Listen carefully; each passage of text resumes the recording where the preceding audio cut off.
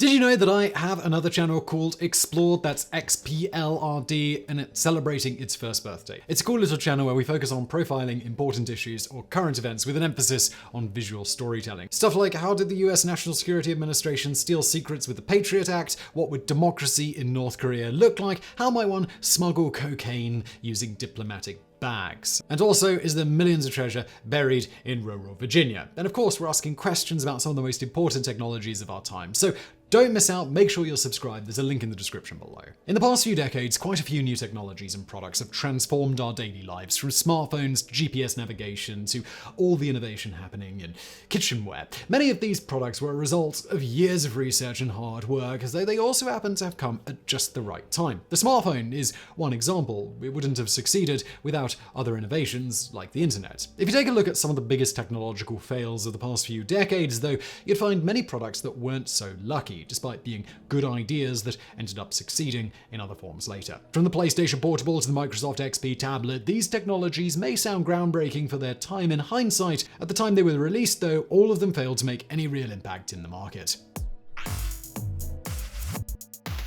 Number 10. PlayStation Portable. Commercially, the PlayStation Portable wasn't technically a failure, as it sold over 80 million units over its 10-year lifetime. The Guinness Book of World Records even called it the most powerful handheld console ever made when it was released in 2004, which further added to the early hype around it. However, it wasn't the right time for a handheld console that could run modern PlayStation-grade games. The battery life was a problem for one, as the console barely stayed on long enough to really call it portable. Moreover, the handheld market at the time was dominated by Nintendo with their own proprietary ecosystem, while Sony was still a minor player. The PSP, while a commercial success in the beginning, failed to hold a significant chunk of the handheld market for long and was eventually discontinued in 2014.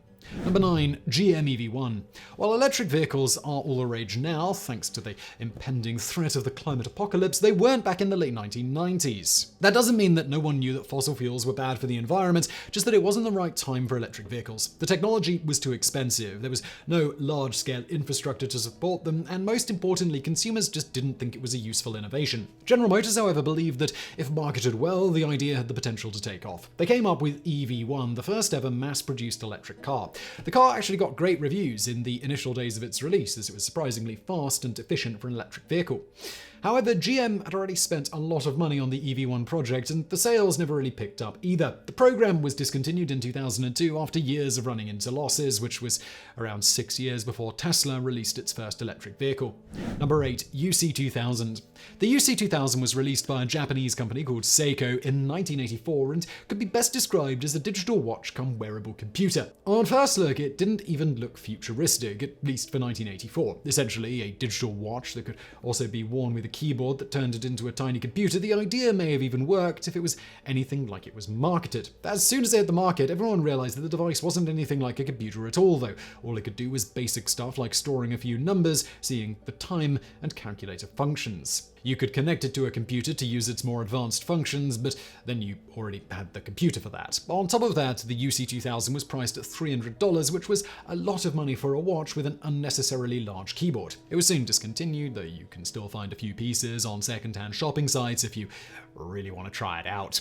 Number 7. Power Glove. The Power Glove, released by Nintendo in 1989, was, if you couldn't guess, a glove device with various buttons. It could be programmed to associate specific gestures with certain functions, though it didn't work for every game. The Power Glove was only compatible with a few games released by Nintendo, and none of them were very much fun to play. The glove itself was weird and clunky to use, though that didn't dissuade Nintendo from marketing it as the next big thing in gaming. While the Power Glove did gain some traction in its early days due to its unique concept, they didn't last very long. The Power Glove failed to make any significant mark on the gaming market, as Nintendo massively miscalculated the size of the market for such a device in 1989. It was a commercial failure, and it was discontinued within the same year. Nintendo learned from the whole thing, however, and came up with an improved version of the Power Glove in 2006, the Wiimote. It was later bundled with the Wii console, which remains one of Nintendo's best-selling products ever. Number 6. IBM 8516. The 8516 was IBM's foray into the touchscreen market, only it was back in 1992. Back then, the technology wasn't even close to as polished as it is today.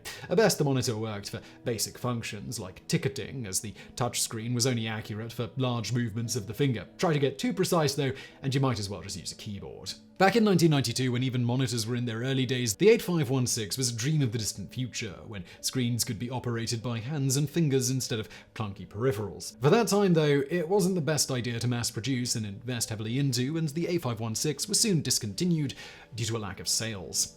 Number 5. Sony IBO.